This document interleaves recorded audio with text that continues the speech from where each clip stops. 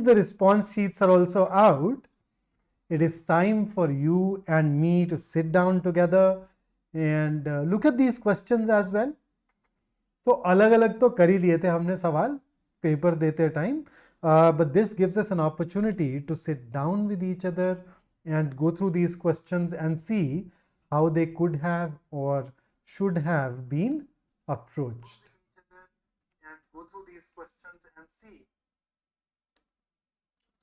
So if you have any questions, if you have any concerns, please don't hesitate in sharing those with me, and we will definitely go ahead and look at these together. Look at these rather carefully together, if I may add. So let us start with the VARC of slot 1 that was there in CAT 22, a paper that you've just wrote, that you just sat for a couple of days ago. So shall we? So in the meantime, those of us who are already a subscriber to our channel, you are practically a part of BYJU'S family. I welcome you once again. And those of you who are new here, who are here just for this discussion, do consider subscribing so that we can meet each other every single time whenever we go live on this channel. So let us dive into the first passage that we encountered in the paper. Swachita, Mansi, all of these, we have given you a detailed analysis on the day of the CAT itself. If you'd go through that video, you'd find all the relevant information there. Okay.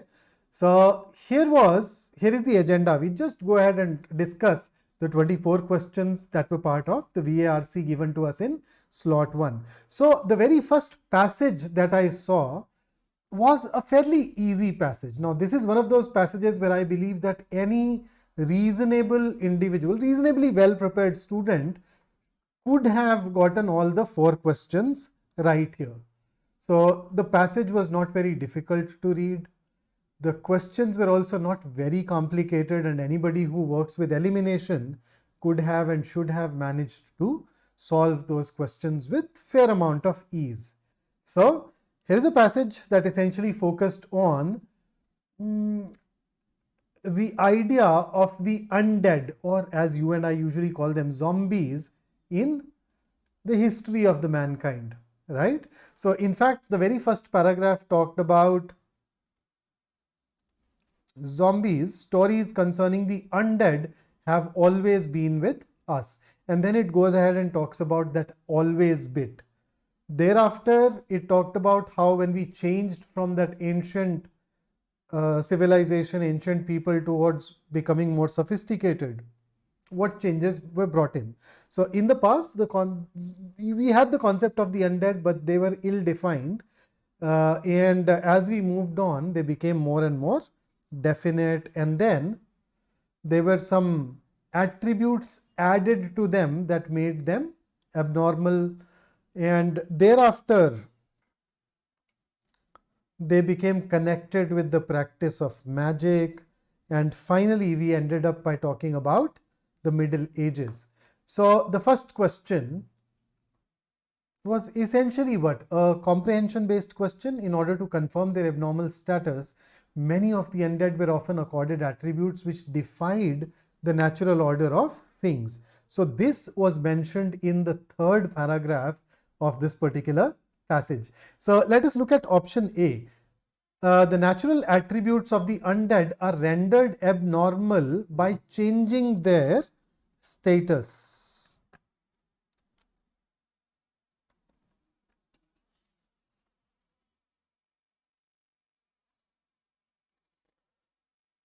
So now when you say the natural attributes of the undead are rendered abnormal, what do we really mean by that? So we have one of the problems that we have was that the natural attributes of the undead were not rendered abnormal, they were accorded abnormal. And then the second bit is it did not happen by changing their status. So In fact, just to quote the passage, in order to confirm their abnormal status, many of the undead were often accorded attributes which defied the natural order of things. So they were not rendered abnormal, they were accorded certain attributes which defied the concept of what is normal. And it obviously did not, it was not done by changing their status. Okay, have a look at B. Human beings conceptualize the undead as possessing abnormal features. Yes, this is something that we can derive from this sentence, this paragraph. See, according to the undead, an abnormal status is to reject the natural order of things.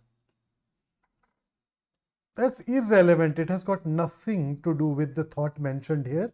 Fairly easy to eliminate. And D, the undead are deified in nature's order by giving them divine attributes. Deified, divine. You notice positive words. So they are being compared with God. Whereas in the passage, they were made abnormal. The entire connotation is negative.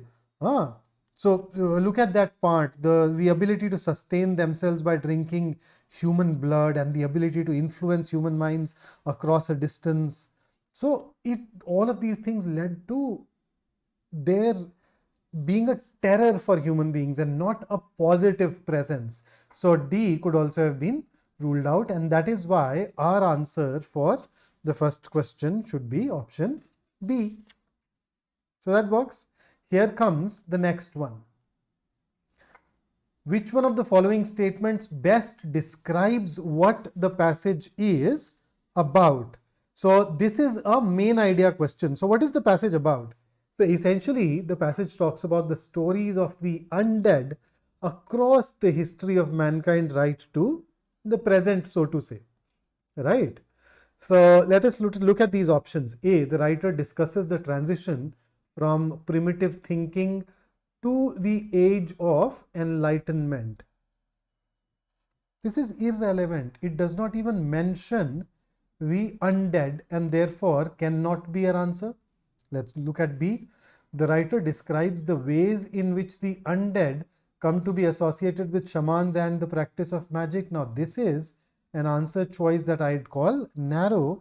It does talk about a part of fourth paragraph, but definitely not the entire passage. So we can eliminate it. C. The passage describes the failure of human beings to fully comprehend their environment. Once again, does it mention the undead? Does it even go ahead and talk about those? Nope. And therefore, even this can be ruled out. At the best, you can probably say that it is a broad option. And then D, the passage discusses the evolution of theories of the undead from primitive thinking to the age of enlightenment. Absolutely. So as you can see, the answer choices were so easy to eliminate. This is one of those questions that I think people who are reasonably well prepared should have managed to get right. So there you go. Next question. All of the following statements, if false, could be seen as being in accordance with the passage except.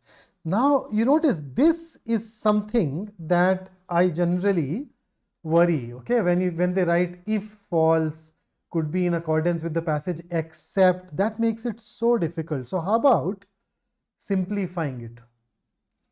If I remove this false, I can add a not here. So all of the following statements could be seen as being not in accordance with the passage except. So three of these are not linked to the passage. They do not, they are not congruent with the passage, or they do not agree with the contents of the passage, but one of them will agree, and that is the option that we go ahead and need to choose. So you can always simplify the question stems.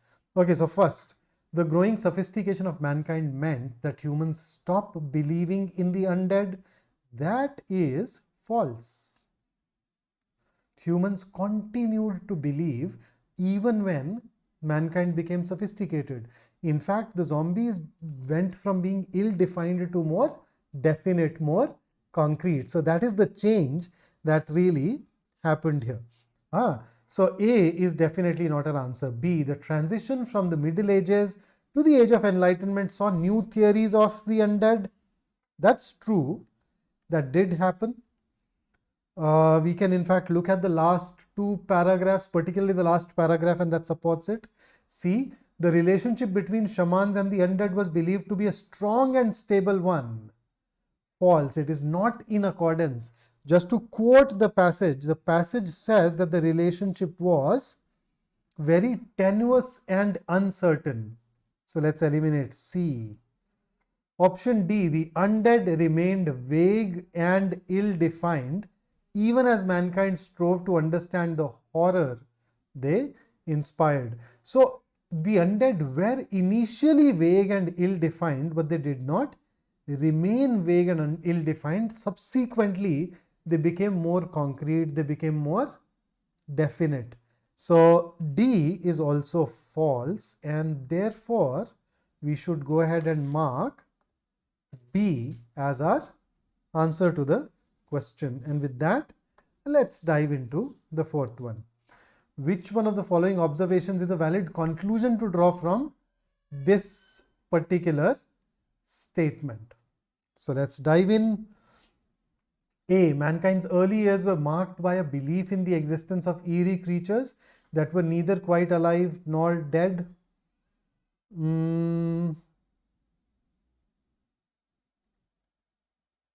That's true. That's consistent with what the passage says. Okay. B, mankind's primal years were marked by creatures alive with eerie whispers, but seen only in the darkness. See, there were no literal actual whispers. Okay. And these are all stories. So there were no actual whispers. Any options that says that there were actual whispers and actual creatures, that is an option that we can safely eliminate. So B can be ruled out. In fact, if you look at C, we can understand the lives of the eerie creatures in mankind's early years through their whispers in the darkness. Again, no real whispers, no real creatures. Long ago, eerie creatures used to whisper. Once again, interpreting it literally, let's eliminate. So the best option is option A. That's the only one that can be termed true. The rest of them are way too literal for us to agree with. Then let's move over to this next passage, which is talking about Stoicism and its take. So really interesting passage. I loved reading it primarily because I do read Stoicism a fair bit. There are quite a few things in this philosophy that I am partial to, and thus I think it was good for me to have read this particular passage here. So let's dive in. So the first paragraph basically talks about Stoicism, and then it talks about two different reactions or responses. Then in the next one, it also compares it with Epicureans, and subsequently, finally, it moved towards similarities with Buddhism, etc. And then how Stoicism influenced some other religions too.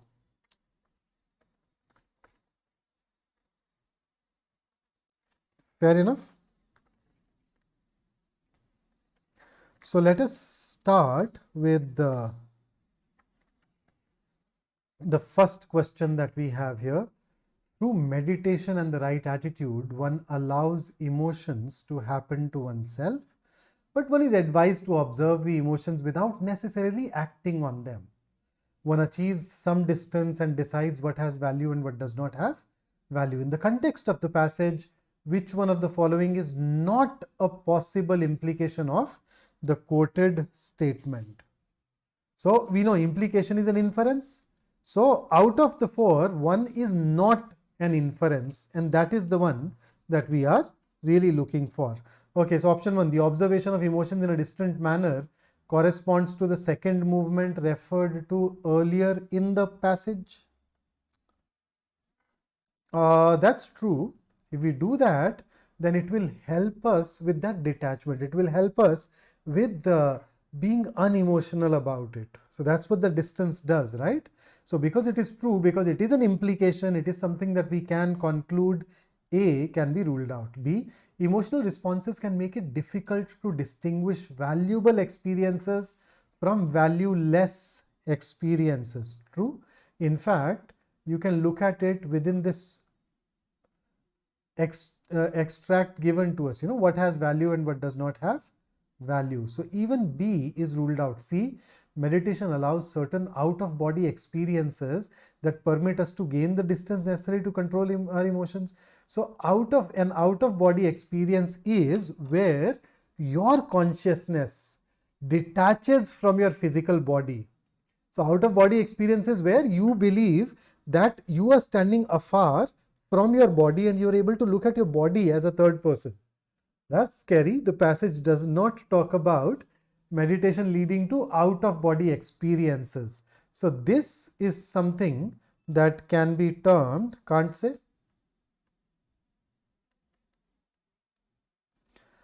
D, meditation and the right attitude in this instance implies an initially passive reception of all experiences. That's possible. It's definitely one of those possibilities. It is likely to be true. So passive reception is where it comes and does whatever it does to you.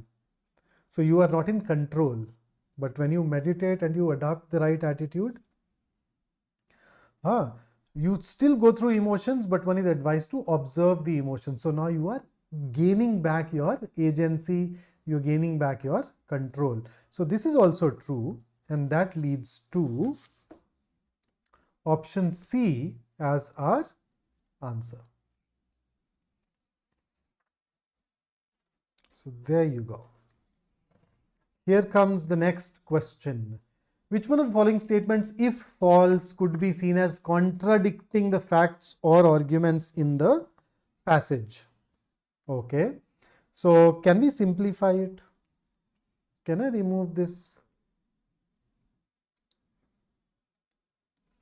and say supports? Which one of the following statements supports the facts or arguments in the passage? So if it is false, it contradicts, which means that in its existing avatar, that statement is going to support the passage. So I'm just looking for one of the four, the option of the four that goes ahead and supports. So let's start with A. In the Epicurean view, indulging in simple pleasures is not desirable. Oh, that's true. That's true. In fact, let me quote from the passage. Epicureans held a similar view, believing that people should, now look at this part carefully, okay? They should enjoy simple pleasures such as good conversation, friendship, food and wine, but not be indulgent in these pursuits. So enjoying, yes, indulging, no. So that's consistent with the passage. Okay, B. Despite practicing meditation and cultivating the right attitude, emotions cannot ever be controlled. Well, the tone of the passage is positive when it comes to meditation. Whereas here we are saying meditation is definitely useless, is never going to help. So this, in fact, contradicts the passage. C. The Greek philosopher Zeno survived into the Roman era until about AD 300. No, that's false. That is again contradictory. He was born in 300 B. In fact, not even born. According to the passage, Stoicism was founded in 300 BC by Zeno. Which means that at around 300 BC, he must have been a young adult, if not more. He must have been at least 18-20 years old. You don't form a school of thought when you're born. So from 300 BC to 300 AD, 600 years, no single man is going to survive. So this is once again false. Contradicts. It is the philosophy which survived, not the person who started this school of thought. Gautam, so far I have gone with whichever option the official answer key has said. There are 2-3 questions where I am not entirely in agreement, and when that happens, I will very specifically highlight that as well. Okay. So anyhow, D, in the Stoic view, choosing a reasoned, unemotional response as the first movement is an appropriate response. No, it is not the first, but the second movement. And therefore, this is also not true according to the passage. So the only one that supports is A, and therefore A becomes our answer. So Gautam, it is possible that in your response sheet, the questions are not in this necessary order along with their options. So look at it closely and you'd find that the answer will agree with the official key so far, as I said. Okay, next. Which one of the following statements would be an accurate inference from the example of Marcus Aurelius? Okay, A. Marcus Aurelius was humiliated by the accusation of treason in front of the other officers. No, this was a hypothetical situation and not an actual situation, and therefore this cannot be inferred. B. Marcus Aurelius was one of the leaders of the Roman army. True. True, because in the first paragraph towards the end it says continuing to lead the Romans in a way that Marcus Aurelius believed best benefited them. So continue to lead obviously tells you that he was a leader. C. Marcus Aurelius was a Stoic whose philosophy survived into the Roman era. It was Zeno's philosophy and not Marcus Aurelius. Therefore, this is also not true. Let's rule it out. D. Marcus Aurelius plotted revenge in his quest for justice. First up, hypothetical situation, it was not real. And number two, even in that hypothetical situation, plotting revenge was given as one of the responses that he could have opted for. And therefore, even D can be eliminated. So the best answer for this question is option B. Oh, Gautam, although the session is live, but the technology is such that there is a lag of around, depending upon the day, on a good day it is around 12-13 seconds. On the other days it can be as much as 18 to 20 seconds. So when you see the previous question, considering that we are not exactly live, as in we are not really interacting in real time, there is a lag of 15-20 seconds. I'll greatly appreciate if you share the question number. And once again, it says so far every answer that I have given to you is an answer that was there in the official key. And yes, I do have some differences and I'll specifically highlight those differences when we reach them. And here comes, so whenever you write a message about a particular question, do mention the question number 2 so that I can look at that a little more carefully. Okay, here is the last question based on this passage. On the basis of the passage, which one of the following statements can be regarded as true? So as far as question stem goes, a fairly straightforward question stem. A. The Stoics valorized the pursuit of money, power and sexual gratification.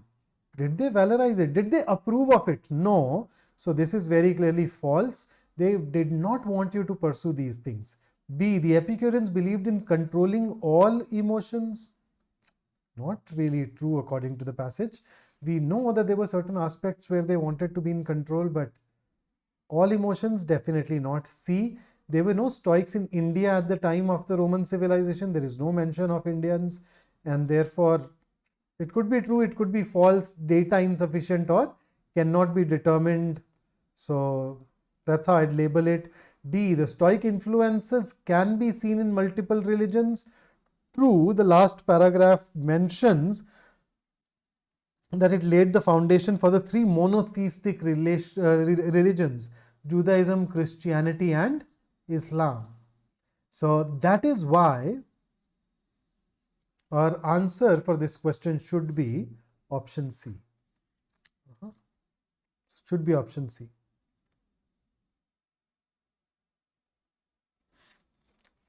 Nikhil, we are allowed to raise objections, and if the objections have merit, they fix it. Okay, that's the whole reason, whole rationale behind it. Okay, here comes the next one. Whew. Now this was perhaps, out of the 4 passages given, this was easily the toughest when it came to the subject matter itself and the kind of language used. I think this is a passage where even somebody who has studied philosophy may have struggled. It's a very hardcore passage that uses a lot of technical expressions / jargon right from the first sentence. In fact, if I look at the first sentence itself, look at it. Critical theory. Political theory. Okay, admittedly, political theory is not that complicated an expression, but still, normative dimension, that makes it a toughie, you know. So if people had to leave one of these passages out, I believe this was the passage that could have and should have been, then in that case, left out. But let's see.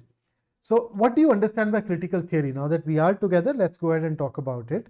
So critical theory maintains that the primary goal of philosophy is to understand and to help overcome the social structures through which people are dominated and oppressed. So in a society, people are dominated and oppressed.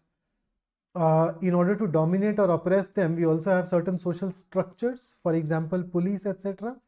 So critical theories help you reveal those social structures, challenge those social structures, critique those social structures that are powerful or that exert power or that dominate or oppress people. So according to critical theory, the primary goal of philosophy is to help us see and overcome or challenge those social structures through which we are being dominated, through which we are being oppressed. And another element of critical theory is that science, like all other forms of knowledge, has also been used as an instrument of oppression. So they caution against this blind faith in scientific progress. They argue that scientific knowledge must not be pursued as an end in itself without reference to the goal of human emancipation. So you still need to be critical even with respect to science. So that's what a critical theory is. So focus is society and culture. Focus is identifying sources of power or revealing them or challenging them so that human beings can move towards being more at liberty. Okay, normative dimension. Now, when I teach grammar, I talk about normative grammar, etc. But in philosophy, normative talks about values. As an adjective, it deals with values. So, for example, there are these empirical questions. Okay, empirical question will be, do human beings act in a selfish manner? And then there is a normative question which deals with should or ought to. Should human beings act in a selfish manner? Right? So the focus in normative shifts from how things are to how things should be. So we deal with those questions where you have should and ought to instead of is and are. Right? So critical theory of technology, political theory belongs to a tradition extended from Marx to Foucault and Habermas according to, wow. So I mean, all in all, Frankfurt School of Philosophy, very hardcore passage. I think one of those passages where you should put your feet up and then carefully read everything. Look at Marx attributed this trajectory to the capitalist rationalization of production. So capitalist rationalization of production is aimed at maximizing the profit for the entrepreneur. And that at times can lead to exploitation of workers or an excessive increase in the workload for the workers or deterioration of working conditions, even a rise in unemployment. Right? So that's what the core of Marxism is. If you've read it, this part was easy. Otherwise, this could have become a challenge. Okay, so here is the next part. You can always pause the video and read it, or download your own response sheet and read it.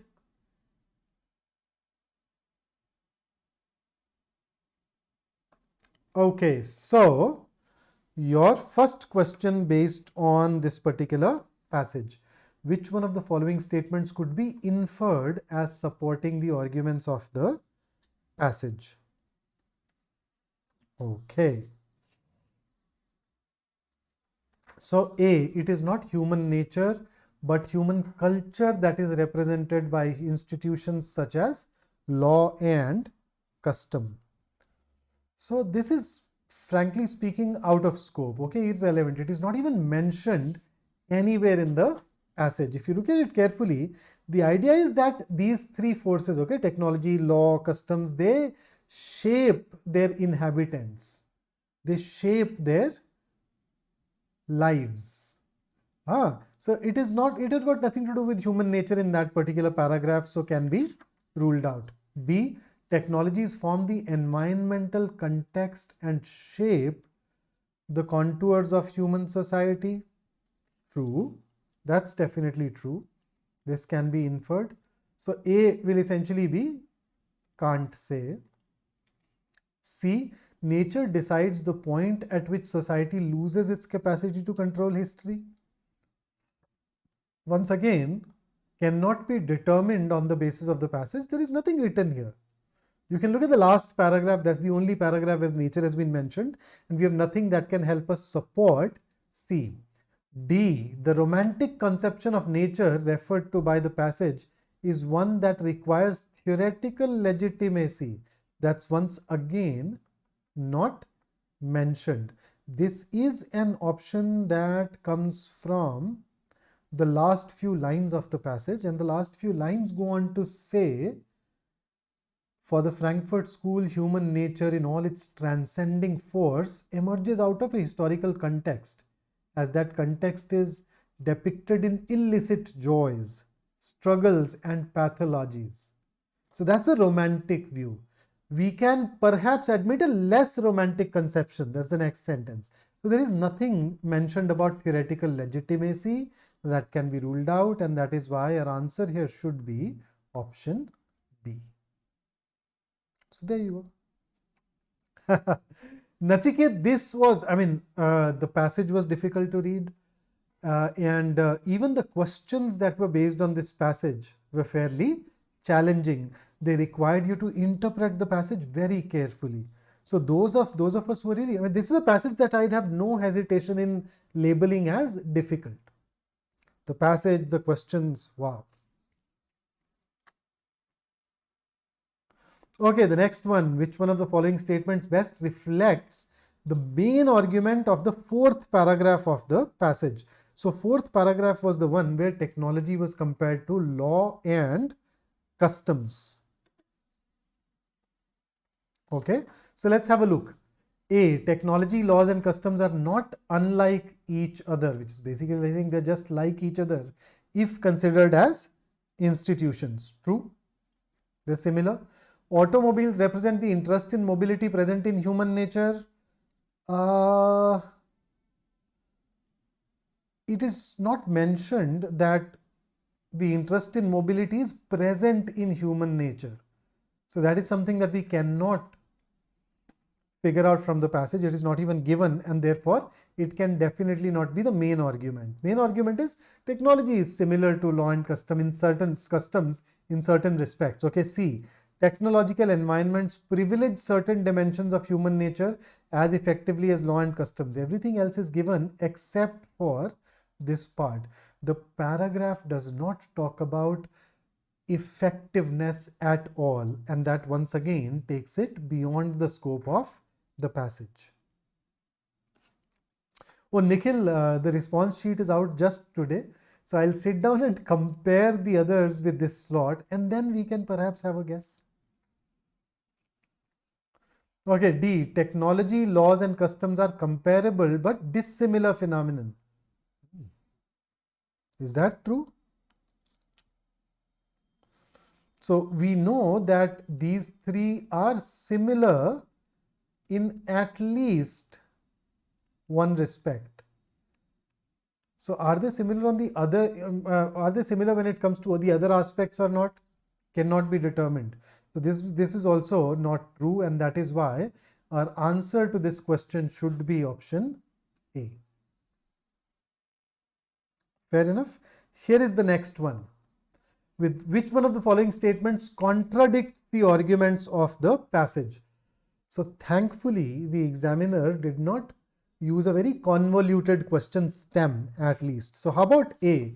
Masses are organized in patterns set by Foucault's prisons and Habermas' public sphere. Let me read out. Everywhere masses, the passage, okay, everywhere masses are organized, whether it be Foucault's prisons or Habermas' public sphere, the same pattern prevails. So there is a pattern that prevails no matter how people organize, including organizing themselves as going by Foucault's prisons and Habermas' public sphere. Okay, so these are talking about ways of organization. Patterns set can be discovered even in other theoretical concepts. So this does not agree with the passage. It is not true. B. Okay, option B. Paradoxically, the capitalist rationalization of production is a mark of so-called socialist systems as well. True. Second, second paragraph, second sentence mentions this. C. The problems of command over a disempowered and de-skilled labor force gave rise to similar patterns of. Absolutely true. You can arrive at it by combining the second and the third paragraph. D. Marx's understanding of the capitalist rationalization of production, the project share theoretical inclinations. Absolutely true, going by the second paragraph. Now that does not mean that it is easy. This was probably a relatively easy question out of the 4 in this given passage, but in isolation, considering that it requires you to understand the passage carefully, this could have made it a bit of a challenge. Okay, next one. So answer here is A. That is not true. So it does not exactly contradict, but that's the one that is definitely not true. The others were true. Okay, all of the following claims can be inferred from the passage except technologies seek to privilege certain dimensions of human nature at a high cost to lived nature. Can't say. No such thing has been mentioned in the passage. The lived nature, high cost, etc. not mentioned. Okay, B. Analyses of technologies must engage with their social histories to be able to reveal their implicit and explicit meanings to us. Yup. This is something that you can arrive at from the third paragraph. So that's true. The significance of parental authority to children's safety does not therefore imply that parental authority is a permanent aspect of human nature. I don't agree with this therefore, but the rest of it is in fact true. D. That's once again true. You can arrive at it from the first paragraph. So B and D are definitely true. It boils down to A versus C. I don't agree with the use of therefore. This kind of causality has not been given in the passage. But if I compare, C is still consistent with what the passage says, except for the causality. A will not find anything mentioned to back it up, and that is why I choose A over C as my answer in this particular question. And with that, let us now move over to our next passage. So this was again an easier passage to read.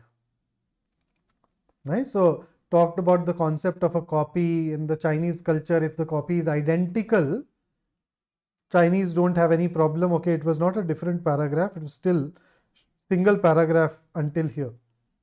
Okay, so that's para 1. Then it talks about Far Eastern, compares it to Western, gives you an example of a cathedral in Germany, and then finally goes towards some more comparisons leading to cloning. So it took a very interesting turn in the last paragraph. And here is the first question based on this. Which one of the following statements does not correctly express the similarity between shrine and... Okay, so let us start. Both are continually undergoing restoration. Not true. The shrine does go through restoration continually, okay, built every 20 years. But when it comes to the cathedral, it goes through continuous restoration. So it is continuously going through restoration. It's not continual. Okay. So this is not true. It does not correctly express the similarity. In fact, they happen to be dissimilar in this aspect. B, both will one day be completely rebuilt. Not applicable to both. Both are already completely rebuilt in a way. I mean, there are these improvements that happen in the case of one, the other they make it anew, but this is irrelevant, right? It's not even mentioned as a point. Both were built as places of worship. True. Both can be regarded as very old structures. True. The shrine happens to be 1300 years old, whereas they've not mentioned the age of the cathedral, but the passage does mention that it has stones from the Middle Ages. Combine this with the context and you'd realize that it is true. So if I have to pick up one statement which does not express the similarity, where in fact both of them are dissimilar, it is going to be A, and that is why A becomes my answer. It does not correctly express the similarity. In fact, this is a point at which they are dissimilar. Okay, here comes the next question. The value that the modern West assigns to an unassailable original has resulted in all of the following except. Okay, it allows regular employment for certain craftsmen, true, the ones who restore. What we are looking for, except.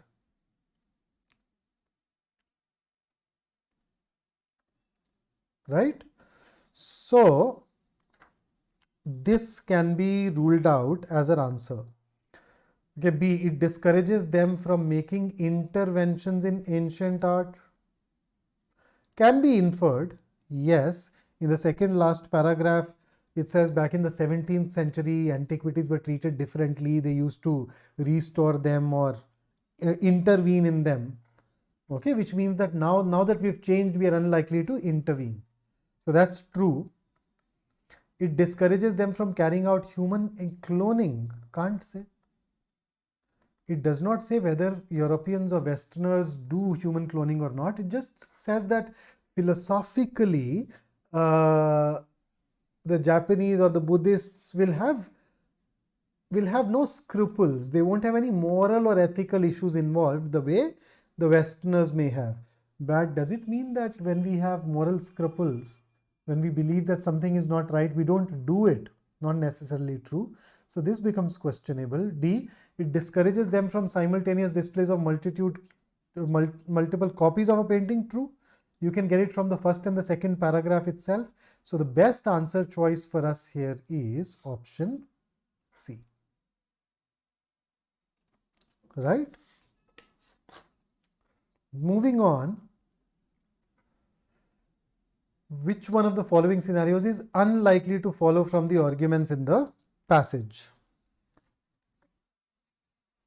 Okay, so 20th century Japanese Buddhist monk would value a reconstructed shrine as the original. This is consistent with the passage, right?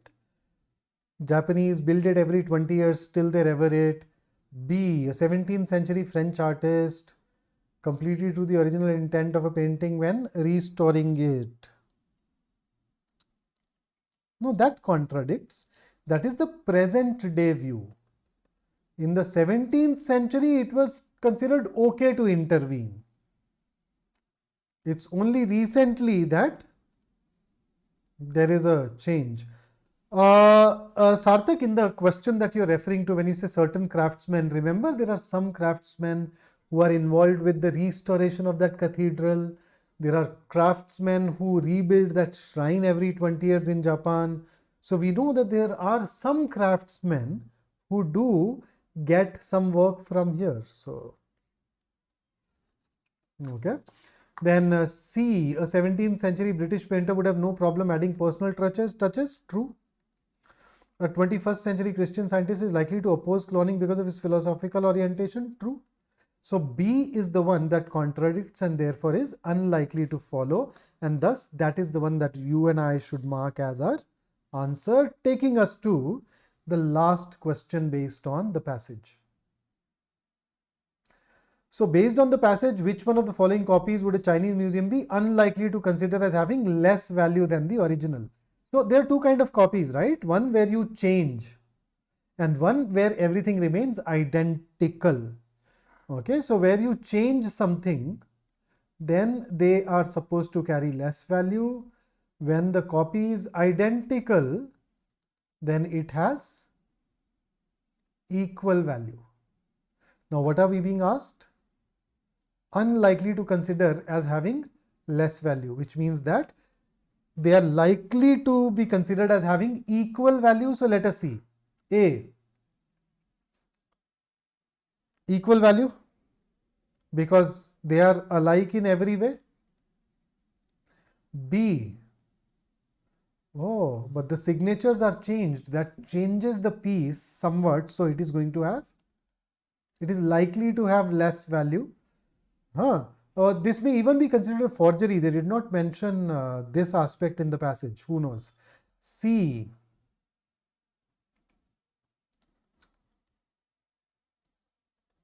oh, this is again, oh, sorry, I missed out on something in A. It is a photograph, not a painting, not a reproduction.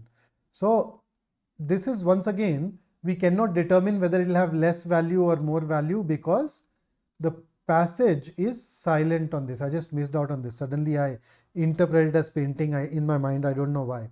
Okay, see, Pablo Picasso's painting of, so this will have equal value.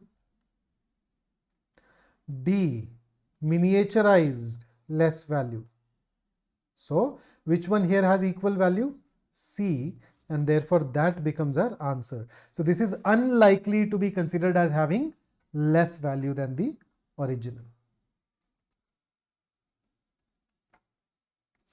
Oh, Swachita, how can we interpret? Let me take you to the relevant part here. Check this. Scaffolding almost all year round, right? Then look at this part. The Grand Shrine is rebuilt every 20 years. So from these we can interpret that. Let me just take you back to the question 2 then.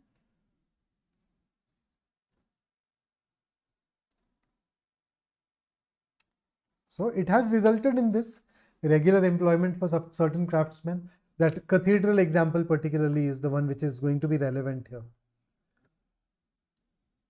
Okay, so you can infer it from there. Look at the question here at the end of the day. It has resulted in all of the following except, so it has resulted in A. There are people who are continuously working on that cathedral in Germany. So that's modern West. Comes from there. Okay.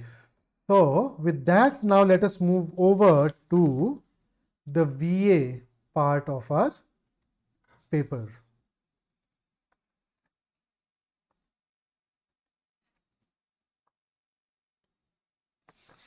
So 17th.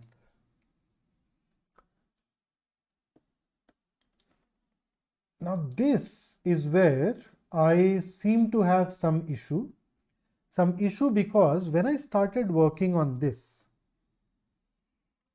I could connect D with C. Okay, this is not always the case, refers to whatever is stated in D. So that's one. Or in the exam they were labeled 1, 2, 3, 4. So you can say 4 plus 3. Okay. Then you notice A is talking about some company leaders are basing their decisions on locating offices to foster innovation and growth, as their best performing inventors suffered the greatest productivity loss when their commutes grew longer. So we are linking the length of commute with productivity here. Thereafter, it goes ahead and talks about the advantages of a shorter commute. And once you have advantages of shorter commute, from here you can move to D. Some see the link between long commutes and productivity as support for work from home scenarios. This could also have come after A, but then we'll struggle to put B anywhere else, as D and C need to come in together, right? So that is why in this particular case, my preferred way of arranging it will be A, B, DC, or 1, 2, 4, 3. Now the official answer key here says 2, 1, 4, 3 if I am not mistaken. So far I am leaning towards this. I'll give it more thought tomorrow, more careful thought tomorrow, and then we'll go ahead and perhaps we can look at it again. So this is one of those questions where I believe that the correct answer should be different from what the official key says. But then, as I said, I'll just sit down and look at it more carefully and see if that is indeed the case. So far, this is what I'd actually go with. Then here comes the next.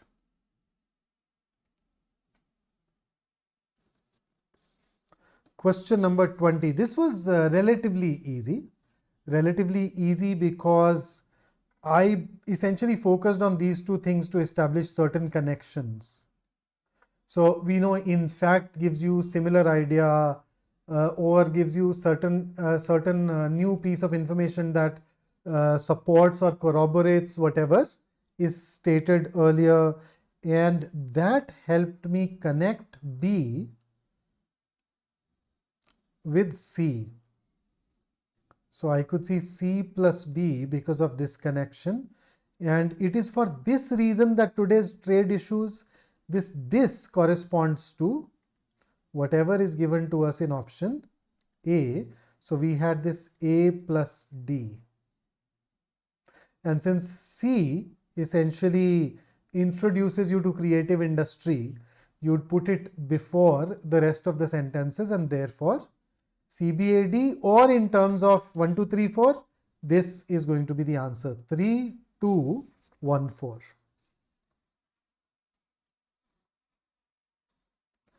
Okay, here is the next one. For alternate summaries, choose the option that best captures the essence of the passage. Now, this is a question where I thought it was relatively easy if you know how to eliminate options. So if you look at answer choice A, that appeared all right. B, quantum physics indicates that an astigmatic view. Astigmatic view is basically blurred vision. Okay, where you don't see things clearly, results in erroneous assumptions about the universe. That's very, very broad.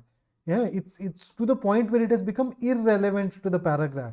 You look at this as a key idea, and then you go to the paragraph and they are completely different things. Astigmatic view, as etc., has not even been mentioned in the paragraph, so we can rule it out. C, the inanimate world is both sentient and cognizant like its animate counterpart. Well, this changes the main idea. It contains the distortion of the main idea itself.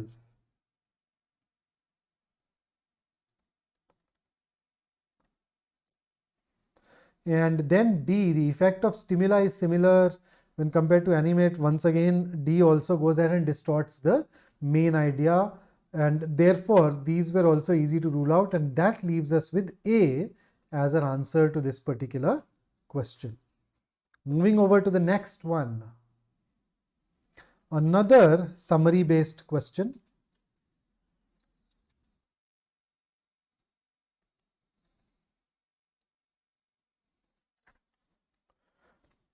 And this was also, going by, I think, answer choices fairly easy. So let me look at the relevant parts. A, by giving citizens greater control over shaping political, etc. Now, you notice this actually contains a deletion. It does not mention that key idea of elections.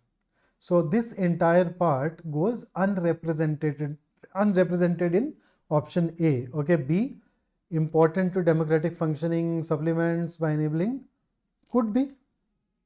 This could be an answer. C, petitioning is definitely more representative of the collective voice, true, and the functioning of could improve if we relied more on petitioning rather than holding periodic elections. Now, this is a distortion. This is a part that has not been mentioned in the passage. So, that's the problem with C. And D, citizens become less inclined to petitioning as it enables vocal citizens. I mean, addition. These ideas have not even been mentioned, and therefore even this can be eliminated, leaving us with B as our best answer choice. Okay. So that's about your 20th question. Then 21st. Jay, there are other sessions where we have talked about these in great detail. So if you could refer to those, you'd find them. Okay, 21st. Another summary based question. So any issues that you had with this one? Let us check. Historians were under the illusion that Ethiopia needed military protection, but in fact the country had close commercial and religious connections with them. According to the paragraph, this them should refer to the Europeans, but here it refers to their neighbors. So this very clearly is a distortion in this answer choice. Okay, then B, cherry picked to promote a view of weak, seems all right, except that this part is a slight distortion, but everything else is present here. Okay, and in fact this is even better, well connected and outward looking culture, definitely better than A. Outward looking, see, diplomacy, commerce. So when you're outward looking, you are focused on building connections with others around you, right? So if the kings were sponsoring their own missions of diplomacy, what do you do in diplomacy? You reach out. Commerce, you reach out to other countries. So that's what outward looking here would stand for. This really captures it succinctly. Then C, medieval texts have documented how strong connections between, come on, where does it say that there are strong connections between the Christian communities of Ethiopia? So that's an addition, can definitely be ruled out. And D, selectively promoted the narrative. Okay.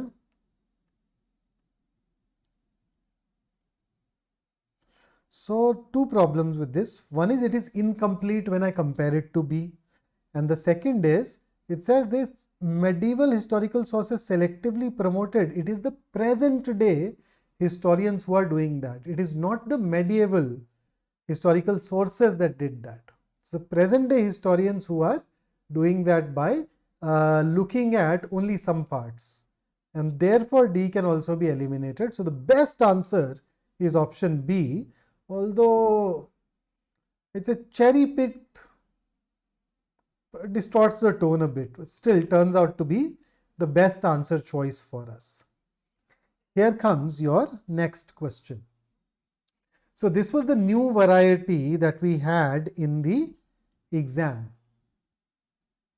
And this is another question where I differ from the official answer key. I believe that this sentence is a better fit at the 4th place than at the 2nd place. So I will actually go with 2, and that is because this idea, they just want to get to the part where they are married. This follows better from the sentence that is given to us here. The official answer key puts it as 2. I believe that it should ideally go at the 4th place, not in the 2nd place, but the 4th place. Okay, so this is something that I think I'd probably be definitely raising. Fairly confident about it. Okay, here's the next one. Para-jumble. So this was a slightly tricky para-jumble because there weren't very many word-based clues. I mean, if you look at these 4 sentences, no matter how I arrange them, they are not very coherent. Okay, it's not that you would see a sentence following from some other sentence, but I know that B needs to go at the beginning. The rest of them are talking about collagen. See this?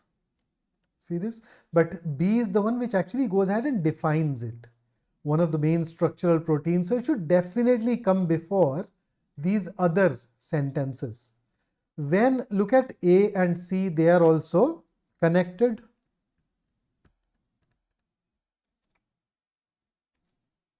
Right?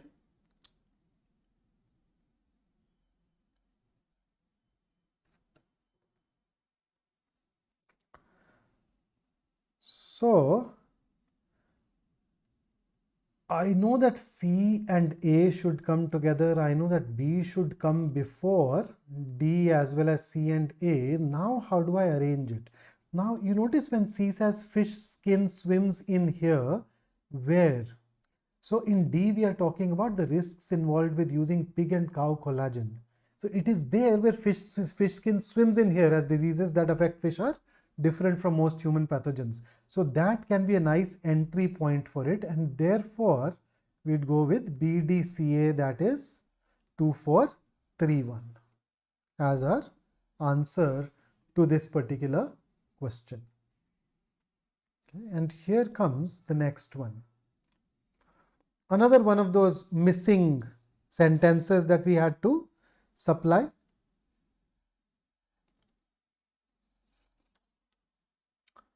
Having made citizens more and less knowledgeable. I think this was fairly easy. Here the answer is going to be 4. Now, the moment I read the paragraph and I looked at this sentence, I realized that ideally I want to put it at the beginning of this paragraph. Right?